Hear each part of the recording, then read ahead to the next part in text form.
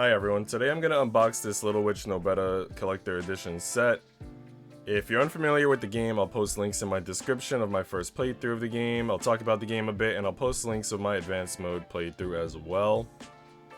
For now, let's get to this Little Witch Nobeta limited edition unboxing. I'll also post links in the description of a pre-order for a Nobeta figure that's coming out soon, which should be pretty dope. So right here, we've got our wonderful box cover art, or whatever you want to call it. We've got Tanya with her blue hair looking super cute. And then we've got a blonde that doesn't quite seem like Nobeta, and Nobeta is pretty much like the only blonde character. This is definitely not one of Nobeta's outfits, so I'm not sure who this is supposed to be. She's got animal girl ears and a tail. This might be like a sneak peek into a character for potential Little Witch Nobeta 2, which would be amazing. But I'm not entirely sure where they're going with this character here.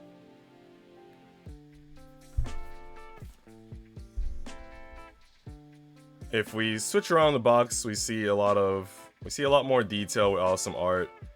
We've got Nobeta, looks very, very cute. We've got Vanessa, Tanya, the other white-haired girl, I'm forgetting her name. Pretty sure it starts with an M, but I'm blanking on it. And on the bottom of the box, it shows some of the things included in the set, including the DLC costume, which I won't be using because I already pretty much got a platinum trophy for PS4.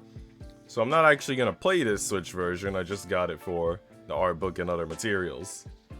Let's start opening it up. So, the cover, the main cover kind of like slips right off. And then you have this secondary cover underneath, which shows Nobeta lying down in a grassy field with her hat. I think the game sort of mentioned a lot that she wanted to reach some sort of grassy field or meadow, or I don't know, it sounded almost like a place of freedom. I know some of the other dolls seemed interested in reaching this place as well. I think Tanya was like, take my bow to the grassy hills or something like that. So I guess this is basically showing Nobeta post-game finally reached the throne, finally fulfilled, I guess, what her goals are. Now she's just free to do as she wants. Let's open this up. So when you open it up, the first two things that you're gonna find are the art book, which I'll show in a minute, but I guess we should show this first because this is cool but less exciting than the art book. This is a script. I don't know if it's a script of the entire game. I also don't know if it's in Japanese only or English and Japanese, but we can definitely check this out. I'll unpackage the plastic and we'll flip through some pages. Okay, so this is the book. It actually reads, I guess, right to left like a manga, because the opening is actually on the left side of the book. So let me see if I could flip through this.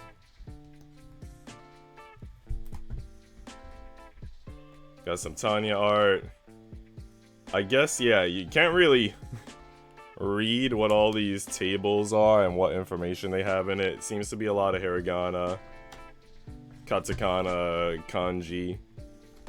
I am planning to teach myself Japanese soon, so maybe I'll be able to use this as practice for like translating and recognizing characters. We got the Yuri Kiss. We got the Yuri Kiss in here, which I'm probably gonna scan and upload to Discord, but heck yeah, we got that in there. And I guess summaries of the items. That's actually really cool because there's some items that I found, like I think 100 of the items. But, oh well, it doesn't seem to be every item. I was about to say that would have been dope if it was all 103, because then I would have had like the full lore in one piece. Oh dang, okay, this Tanya art, 10 out of 10. That might be something else to upload to the Discord. That is freaking dope. And we've got a map here that also kind of alludes to there being a possible second game, because it says areas like Dwarf, Blood Orc, Elf, Human, and Therianthropy. So I'm guessing there's like a lot more lands to explore. There's gonna be a lot of world building. I really, really hope there's a second great game, bro. I'll buy a collector's edition of that too. If anyone from Little Witch Nobeta is watching, Please make a sequel. I will buy the shit out of that. I will support early access. Just let me know what I need to do. I will simp all the way. Alright, but that's our script. It's in Japanese. It has some amazing art. Arigato gozaimasu, creators of Little Witch Nobeta. Then we have our collector's edition art book, which is the main reason why I bought this collector's edition set. I heard that the art book had 144 pages, and I'm like, bro, 144 pages of Little Witch Nobeta art? Fuck yeah, give it to me. So, let's see. This is actually left to right, like a Americanized Western book. We got a map of, I guess, character relations here. Some Nobeta art, different poses. Nobeta with a lantern. Reminds me of that one trophy you get for lighting all the lanterns. I got that one, bro. That one I got during my second playthrough, though. Some Tanya. Okay, this Tanya art on the right here, freaking dope. That's one of my favorite art pieces in the book. I already took a sneak peek in the book when it first arrived, so I know what some of my favorite pieces are. I think a few of them are actually Tanya, which is ironic because I remember everyone was simping Tanya, and I wasn't simping her quite as hard as other Nobeta players seem to be, but I'm becoming a Tanya fan, bro, low-key. The fan arts are really good. Fan arts will change a man. A lot of battle pictures, her against Tanya, her against this girl, which I quite enjoy because it seems like it takes a lot of effort to make these, so I'm impressed. Vanessa. White hair Vanessa, who, again, reminds me a lot of Zero from Drakengard 3. Back to blonde.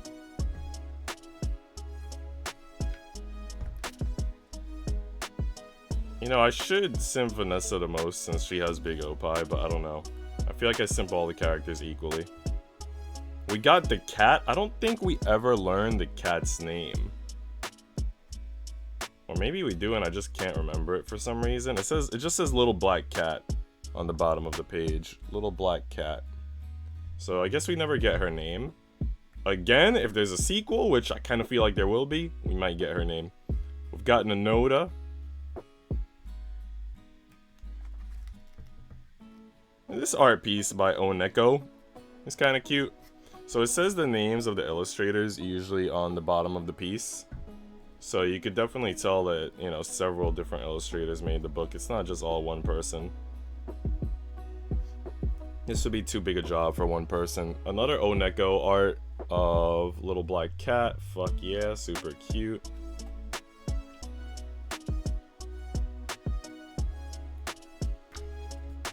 Nobeta fighting the first boss, which is just sort of like Black Knight. Let me turn off my light for a second, see if that gives less glare. Alright, with the light off, we're good. We're better, possibly, I don't know. Right now, I think it should be around golden hour, so the lighting should be decent. Should be sunrise. A lot of, I guess, like, just enemies that you come across in the game, art of them. A lot of people during my stream were simping this one. I know my friend XYZ, and specifically, he was simping this big character. She's like a mini boss. She's not an actual boss or actual character. There's like two of her. This is the sus page that I'm gonna skip. It's basically a step-by-step of Nobeta getting dressed. Because, you know, apparently we needed that. I think it's meant to show like the different layers of her outfit. That way you see, oh wow, this outfit has a lot of detail, but it's just kind of weird. Alright, this is different areas inside of the castle. So like the mushroom from the caves, the lava area, and then around the castle as well, like the forests. But not the outer, like, lands, I guess. Oh, Monaco is the name of the white hair bunny girl. Okay. My bad, Monica, for forgetting you. I thought her name was Momo, honestly, which is why I didn't want to say her name, because I was like, I think it's Momo, but that doesn't feel right. It's Monica.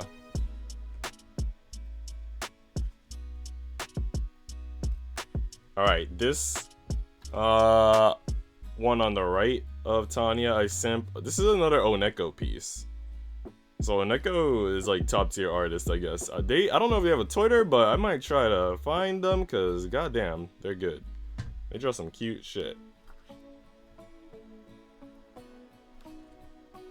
Oneko, I must find you. Like, I'll probably Google later, Little Witch Nobeta artist Oneko.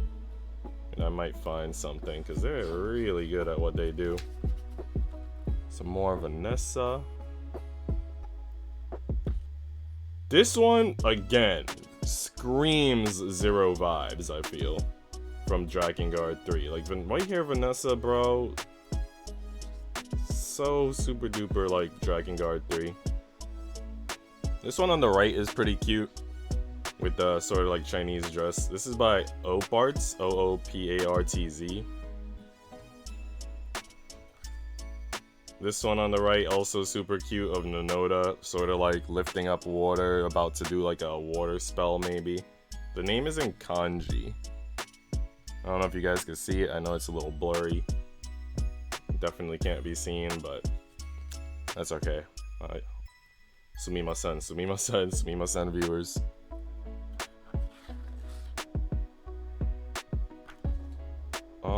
This one on the right, very cute. Also by a kanji artist, a different one from the last art piece that I pointed out. Or maybe even katakana, hiragana. Characters look kind of more simple.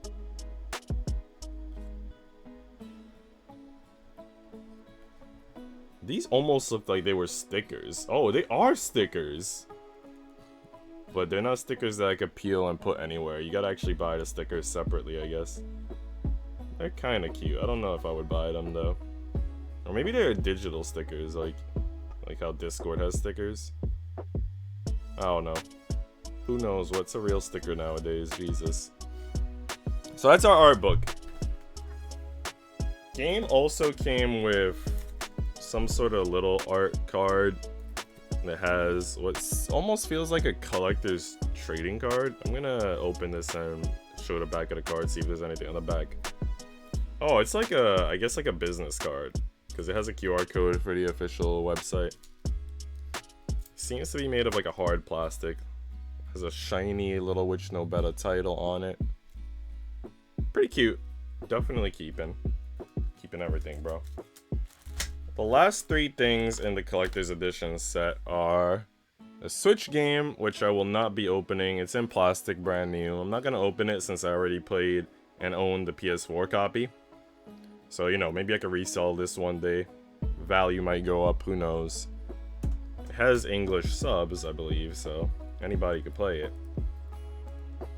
Original soundtrack seems to have 16 pieces. Ashes is the first, then Sentence, Awakening, Script, Unavenged, Majesty, Atonement, Imploration, Absolution, Sepulchres, Stations, Just, Retribution, Prayer, Exiled, and the 16th soundtrack is the theme song, which is in a kanji title, so I can't read it, but it says vocal by Konomi Kohara.